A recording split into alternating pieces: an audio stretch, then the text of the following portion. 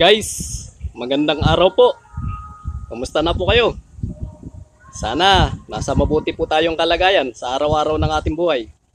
Uli po tayo nagbabalik guys. May tatalakayin po tayo na munting episode sa pamagitan ng batong ito. Guys, ang batong ito po ay brown carbonado diamond. Ititest po natin sa pamamagitan po ng ating mga nalalaman na ibang paraan para ma-confirm po natin at malaman po natin kung ito ay brown carbonado diamond. Kaya ngayon guys, samahan nyo po ako. Baka sakali ito ay makatulong din sa inyo kung sakali ay mayroon po kayong ganitong uri ng klase ng bato na ito ay medyo makikita po ninyo na talagang sinikap po natin na magkaroon po ng panibagong kaalaman tungkol dito para makapagbigay ito sa atin. Higit sa lahat guys, maging guide po natin para makakuha po tayo ng impormasyon sa pamagitan ng gagawin po natin. Dahil mas mainam guys kung magkakaroon po tayo ng another way na makapagbibigay sa atin ng mabuti at makatulong sa atin. Higit sa lahat sa pamamaraan. Guys, samahan nyo po ako. Ang gagawin po natin, nakikita nyo po guys, itong isang kabahagi, yan po guys ay oil. Oil po yan. Alam nyo po kung bakit oil ang ginamit natin sa pagtitest ng brown carbonado diamond. Dahil po kapag ang isang bato ay diamond guys, it means hindi po siya nag-absorb ng oil. Yun po, kaya ginawa po natin ang ganitong paraan guys para mapag-alaman po din ninyo kung sakali mayroon po kayo ng ganitong uri ng klase ng mga bato guys. Dahil alam po natin, ang iba pong pamamaraan medyo mahirap, ngunit napapansin po naman natin kung sakali pupunta po tayo sa mga accredited na talagang nagtitest ng mga diamond ay mayroon pong kabayaran.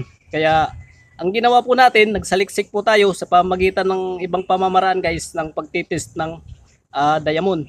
Ngayon guys, nakikita po ninyo yung oil na to ay hindi po nagpipenetrate sa kanyang specimen. Kaya ito po ay palatandaan ng klase ng specimen ng nakuha po natin guys na bato ay maganda po.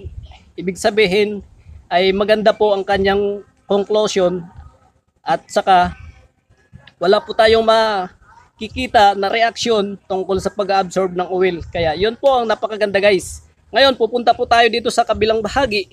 Ito po guys, makikita nyo. Ang kabahagi po nito ay nilagyan po natin ng yelo. Alam nyo po guys kung bakit linagyan po natin ng yelo para matest po natin. Ngayon, ang ganitong pamamaraan ay ni-research po natin at marami po ang nagpapatunay na ang ganito po guys na pamamaraan ay makakatulong para ma-confirm natin ang hawak po natin na bato na sinasabi po natin na brown carbonado diamond ay ma-prove po natin. Kaya ngayon, dalawang uri na pamamaraan ang in-apply po natin dito para ma-confirm natin at saka malaman po natin kung ano ang resulta. Ngayon guys, ang paliwanag po dito sa paggamit ng yelo po guys sa pamamagitan ng test natin, ng ginawa po natin na pagpe-perform. Ang yelo po, kapag ipinatong mo po sa ibabaw ng bato, kapag siya po ay diamond, ang yelo po ay madali matunaw. Yun po ang reason. Kaya ginawa po natin ito, ayon po sa pagsasaliksik natin guys, sa mga ibang gumagawa ng ganitong pamamaraan dahil observe po talaga nila na ganito ang ginawa nilang pamamaraan at ito'y epektibo. Kaya kung sakali man kayo ay gumawa ng ganitong pamamaraan guys, ay epektibo po yun. Kapag ang isang bato po guys, kapag pinatungan nyo po ng yelo at ang yelo ay madali po matunaw, it means ang hawak nyo pong bato guys ay diamond. Ngayon ginawa po natin, nakikita nyo po ang yelo ay talagang mabilis matunaw guys.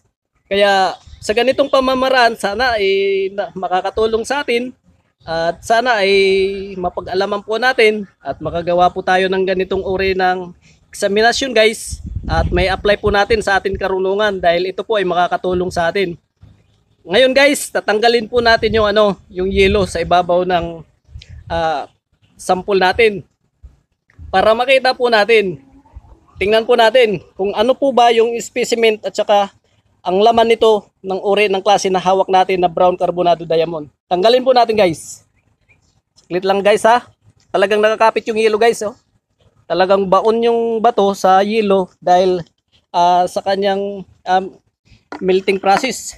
Kaya nakikita nyo po, ang yelo po ay talagang kinakain ng bato. Ngayon guys, titingnan po natin kung gaano kaganda itong hawak po natin na bato. Ayan guys. Ganyan yung kanyang specimen. Makikita nyo solid, wala kang makikitang kahit man lang konting pinhole guys. Nakikita nyo yung tubig talagang hindi po nag-absorb. Mas lalo na dito sa oil guys. Yan, hindi po nagkakalat yung oil. Yan, talagang naka-penetrate lang talaga sa sa kanyang specimen. Yun ang palatandaan kapag kayo ay nagtitest ng ganito guys na pwede na natin makuha ang resulta at makuha natin yung kagandahan ng ideya na to. Dahil ito po ay makakapagbigay sa atin ng magandang feedback sa pagtitest po ng diamond. Ngayon guys, tingnan po natin. Saglit lang po guys ha. Tingnan po natin. Para maano natin. Ngayon, ginawan po natin ito guys ng paraan.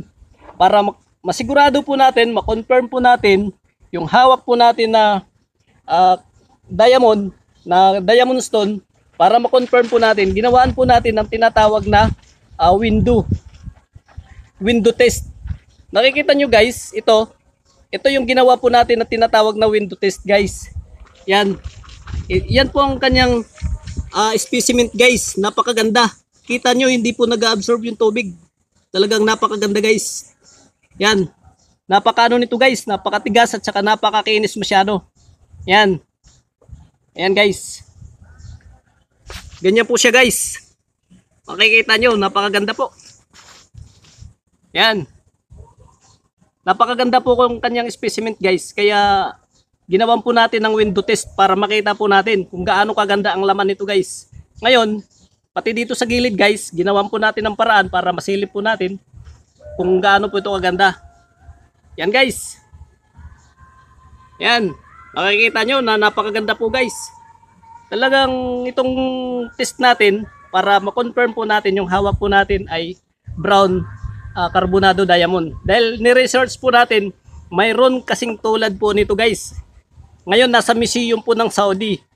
Kaya napakaganda. Dahil nakita ko po guys at saka na-check po natin na kaparehas yung kulay, kaparehas talaga yung kanyang specimen.